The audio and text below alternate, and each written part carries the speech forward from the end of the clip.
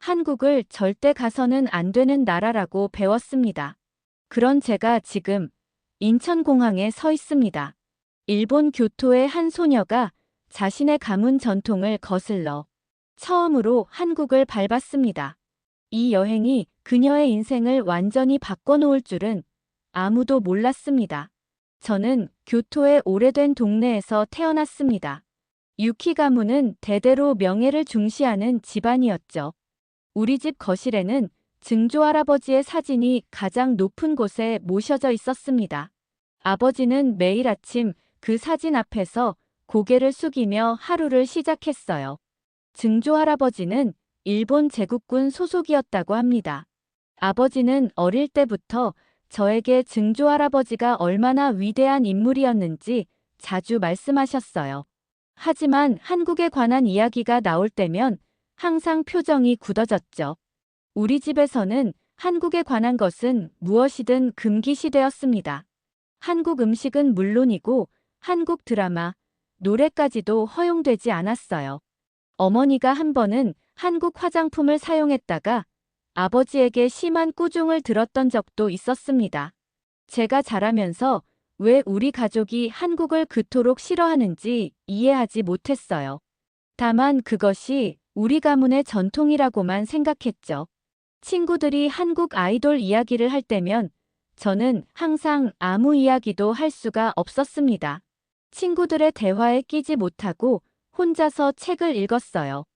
때로는 친구들과 함께 웃고 싶었지만 집안의 규율을 어길 용기가 없었습니다. 그러던 어느 날 학교에서 충격적인 소식이 들려왔어요. 2학년 수학여행지가 한국으로 결정되었다는 겁니다. 교실이 환호성으로 가득 찼을 때 저만 얼어붙었죠. 심장이 빠르게 뛰었어요. 어떻게 아버지에게 이 사실을 말해야 할지 걱정이 앞섰습니다. 그날 저녁 떨리는 목소리로 수학여행 이야기를 꺼냈어요. 아버지의 표정이 순간 일그러졌습니다. 젓가락을 식탁에 내려놓으며 말씀하셨죠. 아버지는 단호하게 불가능하다고 했어요. 유키 가문의 아이가 한국 땅을 밟는 것은 있을 수 없는 일이라고 했습니다. 증조 할아버지의 명예를 더럽히는 행동이라고 말씀하셨죠. 어머니는 조용히 고개를 숙인 채 아무 말도 하지 않았어요. 다음 날 담임 선생님을 찾아가 상황을 설명했습니다. 하지만 선생님은 수학여행이 필수 교과 과정이라며 불참은 불가능하다고 했어요. 국제-이해 교육의 일환으로 문부과학성에서 특별히 선정한 프로그램이라 예외가 없다고 했습니다. 집에 돌아와 이 사실을 전하자 아버지는 격분했어요. 학교에 직접 항의하겠다며 현관문을 나서려 했죠. 그때 처음으로 어머니가 아버지를 말렸습니다. 이웃들의 시선과 제 학업에 미칠 영향을 걱정했어요. 결국 아버지는 한숨을 내쉬며 굴복했지만 내심 불만이 가득해 보였습니다. 여행 전날까지도 한국행을 탐탁지 않게 여기시는 모습이 역력했죠. 여행 준비를 하면서도 마음은 무거웠습니다. 가방을 싸는 내내 아버지의 실망한 표정이 머릿속에서 떠나지 않았어요. 과연 이 여행이 올바른 선택일까 의문이 들었습니다. 하지만 동시에 한편으론 금지된 세계에 대한 호기심도 생겼죠. 교과서나 뉴스에서만 보던 한국은 실제로 어떤 모습일까요? 출발 전날 밤 증조 할아버지 사진 앞에서 죄송하다고 속삭였습니다. 그러나 내심 이번 여행이 제 인생에 어떤 변화를 가져올지 기대하는 마음도 있었어요. 금지된 땅으로의 여행. 그것은 제 삶의 첫 번째 반항이었습니다. 비행기가 인천공항에 착륙했을 때 저는 창밖으로 보이는 낯선 풍경에 긴장했습니다. 일본을 떠나 한국 땅을 밟는다는 생각에 심장이 빠르게 뛰었어요. 활주로를 달리는 비행기 안에서 저는 깊게 숨을 들이마셨습니다. 이제 돌이킬 수 없는 걸음을 내딛게 된 거죠. 공항으로 들어서자 일본과는 다른 활기찬 분위기가 느껴졌어요. 사람들의 발걸음이 더 빠르고 목소리는 더 크게 들렸습니다. 일본의 정돈된 조용함과는 달리 모든 것이 생동감 넘쳤죠. 저는 본능적으로 경계심을 높였어요. 아버지의 가르침대로 한국에 대해 좋은 면을 보지 않으려 했습니다. 인천공항은 생각보다 훨씬 현대적이었어요. 높은 천장과 넓은 공간, 세련된 디자인이 시선을 사로잡았습니다. 저는 이런 생각을 빨리 지웠습니다. 표면적인 것에 속지 말아야 한다고 자신에게 다짐했죠. 입국장을 통과하는 동안 저는 다른 일본 학생들과 달리 표정을 굳게 유지했어요. 친구들은 이미 사진을 찍고 키득거리며 즐거워했습니다. 저만 홀로 차갑게 주변을 관찰했죠. 그때였어요. 누군가가 제 어깨를 툭 쳤습니다. 오다 리쿠였어요. 우리 반에서 항상 조용히 구석에 앉아있던 학생이었습니다. 평소에는 거의 마주치지 않았지만 지금 그의 얼굴은 기쁨으로 빛나고 있었어요. 리쿠는 갑자기 한국어로 공항 직원과 대화를 시작했습니다. 유창한 한국어 실력에 저는 깜짝 놀랐어요. 이런 모습은 처음 보는 거였죠. 평소 일본어도 어눌하게 말하던 그가 한국어를 자유자재로 구사하는 모습이 이상했습니다. 학생들이 모두 모이자 리쿠는 자연스럽게 통역사 역할을 맡았어요. 한국인 가이드와 일본인 학생들 사이에서 막힘없이 소통하는 모습이 눈에 띄었습니다. 갑자기 리쿠가 인기의 중심이 되었죠. 저는 그런 리쿠의 모습이 신경 쓰였어요. 버스에 오르기 전 리쿠가 제게 다가왔습니다. 밝은 표정으로 한국에 대한 첫인상을 물었어요. 저는 차갑게 대답했습니다. 별로라고, 일본만 못하다고요. 하지만 리쿠는 웃으며 고개를 저었죠. 그리고 제 귀에 작게 속삭였어요. 유키가 진짜로 보려고 노력하지 않으면 아무것도 보지 못할 거라고요. 그 말에 저는 화가 났습니다. 누가 보려고 하지 않는다는 거죠? 저는 보고 있어요. 다만 좋은 점이 없을 뿐이라고 반박했습니다. 리쿠는 픽 웃더니 어깨를 으쓱했어요. 그리고 자기 생각에 유키는 두려운 것 같다고 했죠. 진실을 마주하는 게 무섭다고요.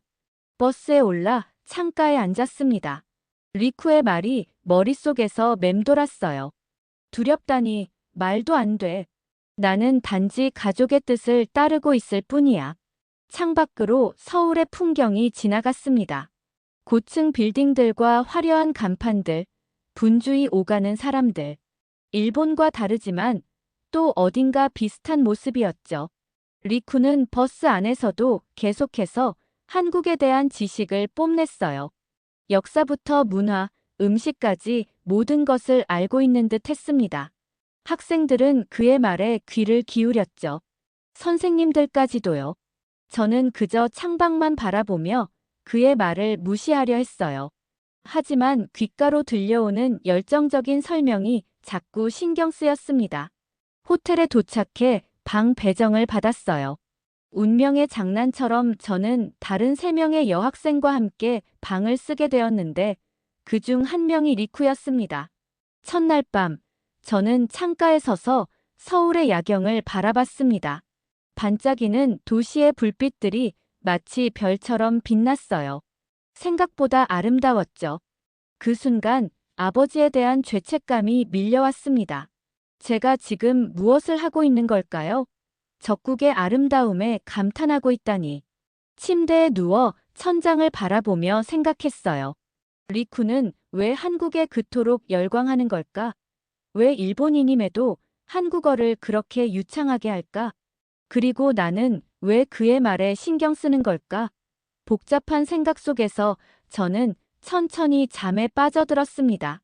내일은 어떤 하루가 될지, 그리고 이 낯선 땅에서 저는 무엇을 발견하게 될지 전혀 상상할 수 없었죠. 아침 일찍 일어나 창밖을 내다봤습니다. 서울의 아침은 교토와는 달랐어요. 더 활기차고 더 분주했죠. 호텔 레스토랑에서 아침을 먹는 동안에도 저는 어제의 생각들로 머리가 복잡했습니다. 오늘의 첫 일정은 명동거리 탐방이었습니다. 선생님이 몇 시간 동안 자유시간을 주셨죠. 대부분의 학생들은 쇼핑을 하거나 카페를 구경하러 갔어요. 저는 혼자 남아 한국의 거리를 좀 더 진지하게 살펴보기로 했습니다. 이곳의 문화와 사람들의 일상을 관찰하고 싶었죠. 사진기를 들고 좁은 골목길로 들어섰어요. 번화가를 벗어나자 조금씩 한산해졌습니다. 골목 구석구석을 살피며 서울의 모습을 카메라에 담았죠. 예상과 달리 거리는 대체로 깨끗했어요.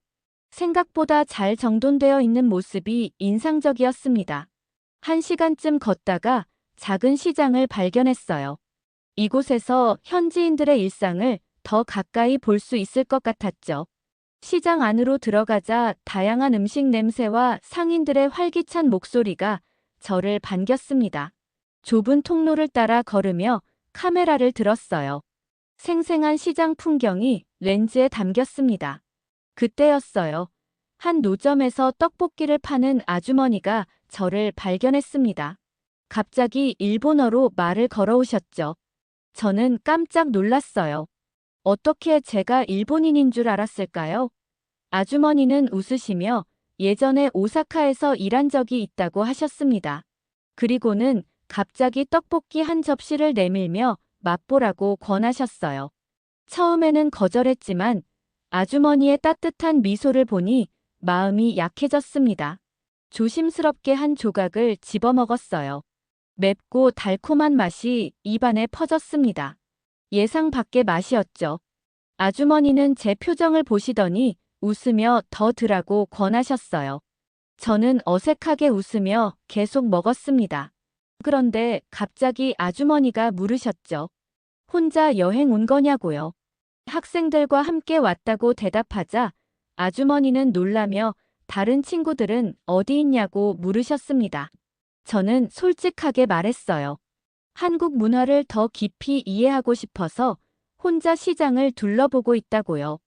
아주머니는 미소를 지으시며 고개를 끄덕이셨습니다. 하지만 예상과 달리 아주머니는 친절하게 웃으시며 한국에 온 것을 환영한다고 하셨어요. 잠시 생각하시더니 진심 어린 말씀을 해주셨습니다. 어느 나라든 좋은 점과 나쁜 점이 있다고요.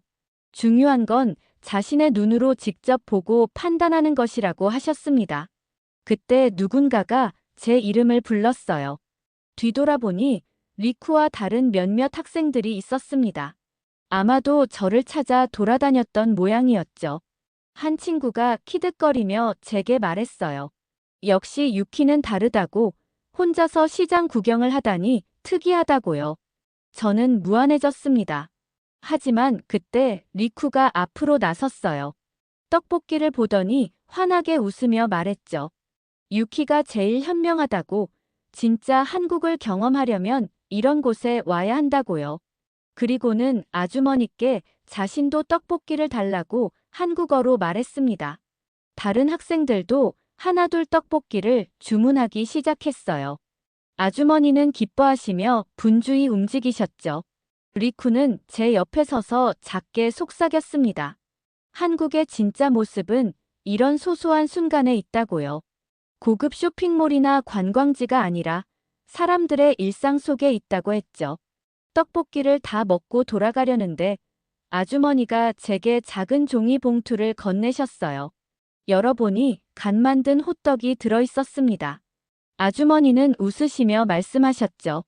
일본에 돌아가면 한국에 대한 좋은 기억도 함께 가져가라고요. 그 순간 가슴 한편이 따뜻해지는 느낌이 들었어요. 아버지가 말씀하신 한국과 지금 제가 경험하는 한국은 달랐습니다. 왜 이런 차이가 있는 걸까요? 혼란스러웠지만 동시에 뭔가 새로운 감정이 피어오르는 것을 느꼈어요. 호텔로 돌아가는 길 리쿠가 제게 물었습니다. 오늘 어땠냐고요? 저는 솔직하게 대답했어요. 예상과 달랐다고, 사람들이 생각보다 친절했다고요. 리쿠는 미소를 지었습니다. 내일은 더 많은 것을 보게 될 거라고 말하더군요. 저는 그의 말에 반박하지 않았어요. 어쩌면 정말로 더 많은 것을 보고 싶었는지도 모릅니다. 다음 날 우리 일행은 서울 시내 투어를 위해 지하철을 이용하기로 했습니다. 저는 내심 긴장했어요. 일본의 지하철은 세계 최고의 시스템이라고 항상 자부심을 느꼈거든요. 한국의 지하철은 어떨까 궁금했습니다. 아버지의 말씀대로 한국은 모든 면에서 일본보다 뒤처져 있을까요? 지하철역으로 내려가는 순간부터 저는 놀라움을 감추지 못했어요. 넓고 깨끗한 공간, 최신식 자동 개찰구, 정확한 디지털 안내판. 일본의 역사와 비교해도 전혀 뒤떨어지지 않았습니다.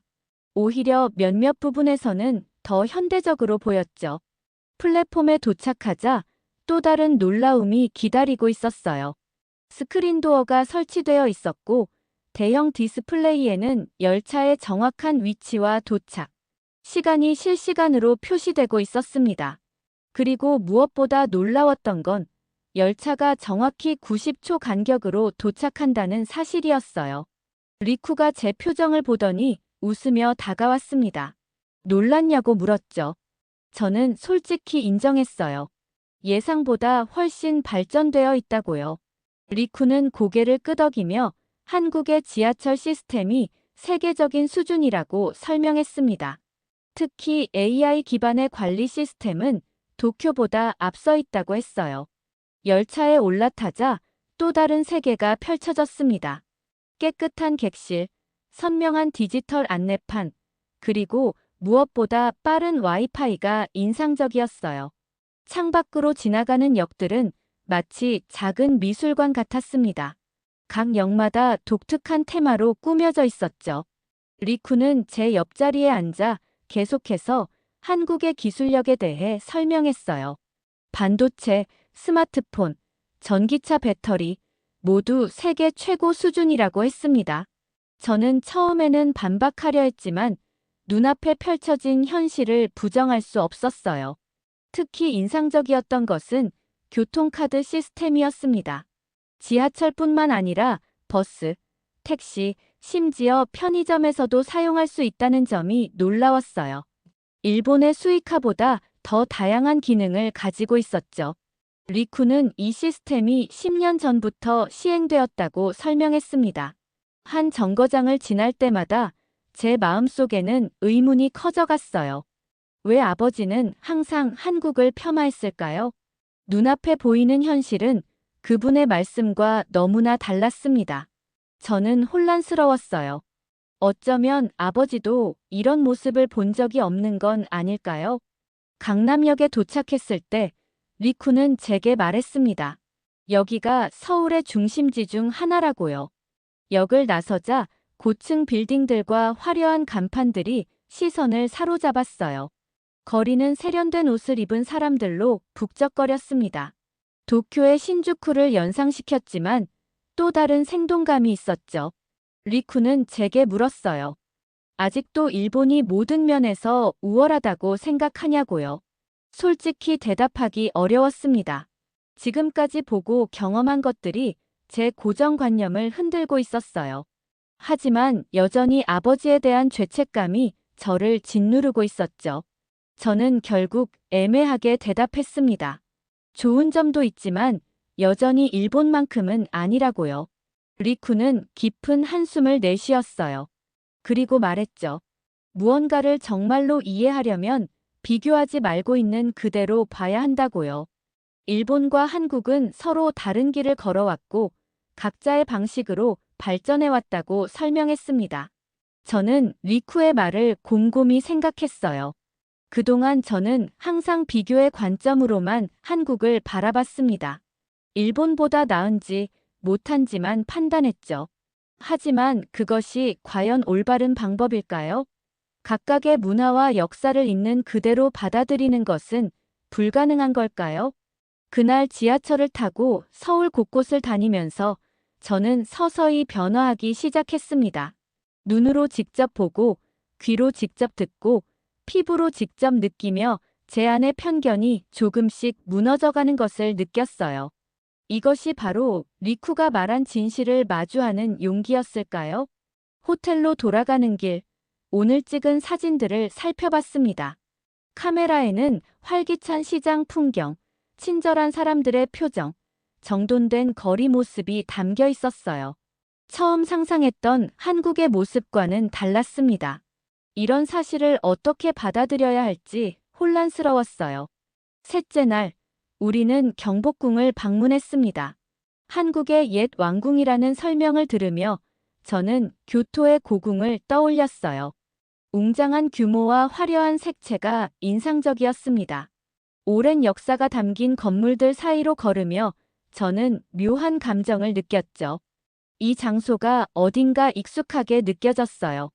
가이드의 설명을 들으며 궁 안을 둘러보던 중 갑자기 귀에 익숙한 지명이 들려왔습니다. 가이드가 말하길 이곳은 일제강점기 때 일본군 사령부로 사용되었다고 했어요. 그 순간 가슴이 쿵 내려앉았습니다. 증조 할아버지의 사진 밑에 적혀있던 그 지명이었어요. 제 다리가 후들거렸습니다. 증조 할아버지가 바로 이곳에 있었다니. 그분이 매일 이 궁전을 드나들었다고 생각하니 머릿속이 복잡해졌어요. 학생들이 모두 다음 전시관으로 이동할 때 저는 잠시 그 자리에 멈춰 서 있었습니다. 리쿠가 제게 다가와 괜찮냐고 물었어요. 저는 고개를 끄덕이며 괜찮다고 했지만 실제로는 그렇지 않았습니다. 내 가족의 역사가 이 장소와 연결되어 있다는 사실이 너무나 충격적이었어요. 다음 전시관으로 이동하자 더 큰 충격이 기다리고 있었습니다. 벽면에는 일제강점기의 만행들이 사진과 함께 전시되어 있었어요. 강제징용, 위안부, 문화재 약탈. 학교에서 배웠던 것보다 훨씬 구체적이고 생생했습니다. 저는 그 자리에 얼어붙었어요. 증조 할아버지도 이런 일에 관여했을까요? 아버지가 항상 자랑스럽게 이야기하던 그분은 과연 어떤 사람이었을까요? 제 머릿속은 혼란으로 가득 찼습니다. 한 사진 앞에 서서 오랫동안 바라봤어요. 일본군 장교들이 줄지어 서 있는 모습이었습니다. 그 중에 증조 할아버지가 있을지도 모른다는 생각에 가슴이 아팠어요. 이제껏 알고 있던 가족의 역사와 지금 눈앞에 펼쳐진 진실 사이에서 저는 방황했습니다. 리쿠가 다시 제 곁으로 다가왔어요. 한동안 아무 말 없이 함께 사진들을 바라봤죠. 그리고 나직이 말했습니다.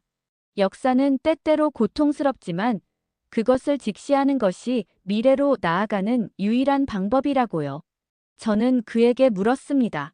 너는 어떻게 이런 것들을 아무렇지 않게 마주할 수 있느냐고요.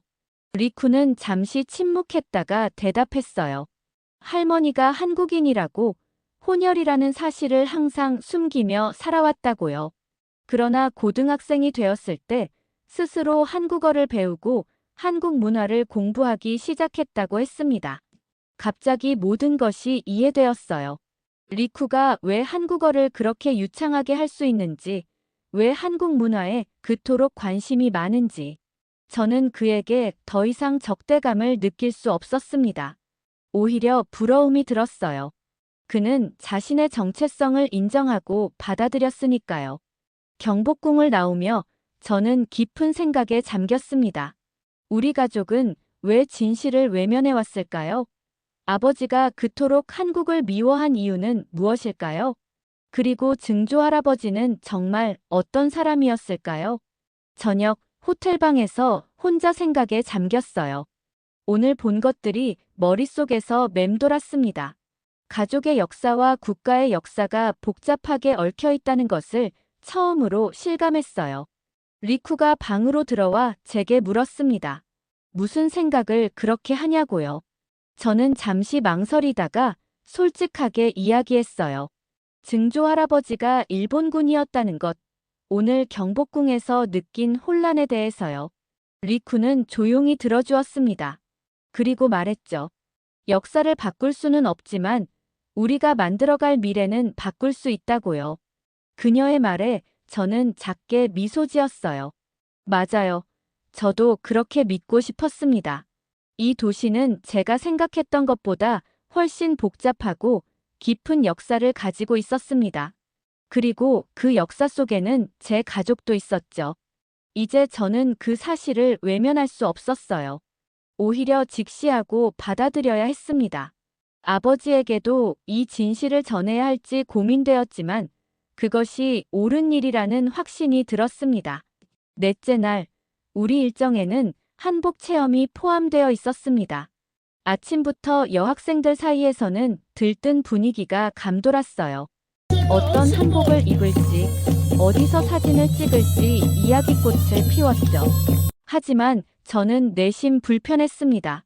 일본 기모노도 아닌 한복을 입는다는 생각이 꺼림칙했어요. 한복 체험장에 도착하자 알록달록한 한복들이 진열되어 있었습니다. 여학생들은 환호성을 지르며 자기 마음에 드는 한복을 고르기 시작했어요. 저는 구석에 서서 망설였습니다. 정말 이걸 입어야 하나 싶었죠. 그때 리쿠가 다가왔어요. 이미 한복을 입고 있었습니다.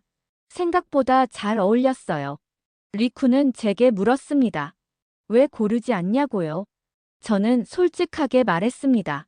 한복을 입는 것이 불편하다고, 마치 증조 할아버지를 배신하는 것 같다고요. 리쿠는 한동안 저를 바라보더니 말했습니다. 옷은 그저 옷일 뿐이라고요.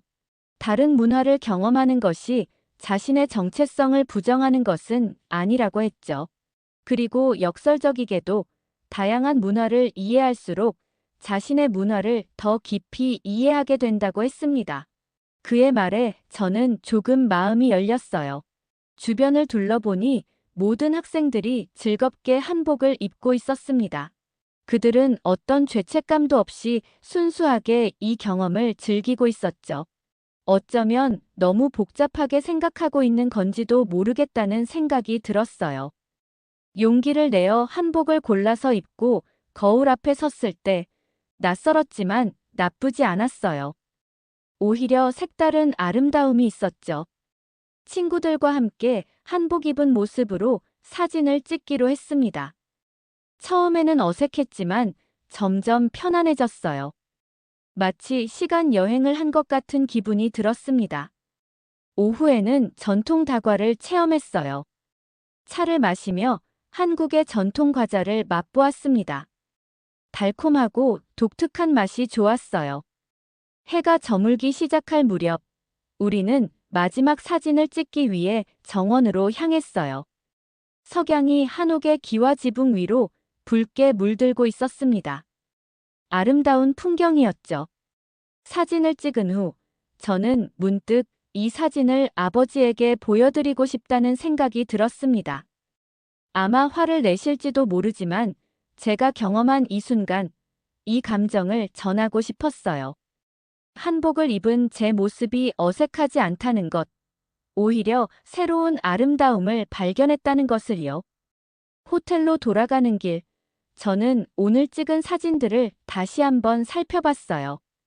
한복을 입고 미소 짓고 있는 제 모습이 낯설면서도 자연스러웠습니다. 이것이 진짜 저의 모습일까요? 억압에서 벗어나 자유롭게 미소 짓는 모습. 처음으로 제 자신이 좋아 보였습니다. 한국에서의 마지막 밤이었습니다. 처음에는 하루하루가 빨리 지나가길 바랐는데, 이제는 조금 더 머물고 싶다는 생각이 들었습니다. 불과 5일 전, 저는 한국을 적대시하며 이곳에 왔습니다. 하지만 지금은 모든 것이 달라졌어요. 한국의 문화, 사람들, 음식, 모든 것이 제 예상을 뛰어넘었습니다. 그러나 가장 큰 변화는 제 안에서 일어났어요. 경복궁에서 발견한 가족의 역사, 그리고 그것이 한국과 어떻게 연결되어 있는지 알게 된 후, 저는 끊임없이 증조 할아버지에 대해 생각했습니다. 그분은 정말 어떤 사람이었을까요? 용기를 내어 어머니에게 국제전화를 걸었어요. 어머니는 걱정스러운 목소리로 괜찮냐고 물으셨어요. 저는 조심스럽게 증조 할아버지에 대해 물었어요. 그분이 한국에서 어떤 일을 했는지, 어떤 사람이었는지 알고 싶다고 했습니다. 전화기 너머로 잠시 침묵이 흘렀어요. 어머니는 천천히 말씀하기 시작하셨어요. 증조 할아버지가 실제로는 전쟁 후 깊은 후회와 죄책감에 시달렸다고 했습니다. 한국에서의 일들이 그분을 평생 괴롭혔다고 해요.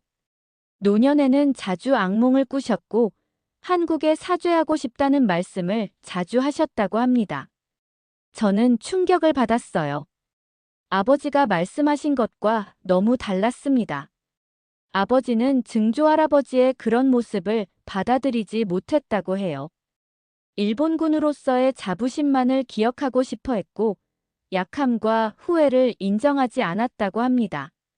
더 놀라운 사실은 증조할아버지가 말년에 몰래 한국인 위안부 할머니들을 위한 기금에 기부를 했다는 거였어요. 아버지 몰래 진행된 일이었다고 합니다. 어머니는 이 사실을 결혼 후에야 알게 되었다고 했어요. 제 눈에서 눈물이 흘렀습니다. 증조할아버지는 아버지가 묘사한 것보다 훨씬 복잡하고 인간적인 분이셨던 거예요. 실수를 인정하고 후회할 줄 아는 사람이었습니다. 그런데 왜 아버지는 그런 모습을 숨기려 했을까요? 어머니는 말씀하셨어요. 사람들은 때로 진실보다 믿고 싶은 것을 선택한다고요. 아버지에게는 증조할아버지가 영웅이어야 했고 그 이미지에 흠이 생기는 것을 참을 수 없었다고 합니다. 결국 아버지의 한국에 대한 미움은 증조할아버지를 보호하기 위한 방어 기제였던 거죠. 전화를 끊고 한참을 침대에 누워 생각했습니다. 제 마음은 복잡했어요. 실수를 인정하고 속죄하려 했던 그 용기가 대단하게 느껴졌어요. 동시에 아버지에 대한 연민도 생겼습니다. 그분은 자신의 방식으로 가족의 명예를 지키려 했던 거죠. 이제 저는 두 나라의 아픈 역사를 이해하게 되었고 그것을 받아들일 준비가 되었습니다. 마지막 밤, 서울의 불빛 아래 저는 평온한 마음으로 잠이 들었습니다. 내일이면 일본으로 돌아가지만 제 마음속에는 이제 한국도 함께 있을 것입니다. 이것이 바로 진정한 이해의 시작이 아닐까요? 일본으로 돌아온 지 일주일이 지났습니다. 교토의 집에 돌아왔을 때 모든 것이 그대로였지만 저는 달라져 있었어요. 한국에서의 경험이 제 세계관을 완전히 바꿔놓았기 때문입니다. 주말 저녁, 아버지가 제 방으로 찾아오셨어요. 한국에서 찍은 사진들을 보여달라고 하셨습니다. 마음의 준비를 하고 노트북을 켰어요. 저는 한국에서 찍은 모든 사진을 보여드렸습니다. 깨끗한 거리, 발전된 기술, 친절한 사람들, 그리고 한복을 입은 제 모습까지도요. 아버지의 표정이 굳어졌지만 저는 계속해서 설명했어요.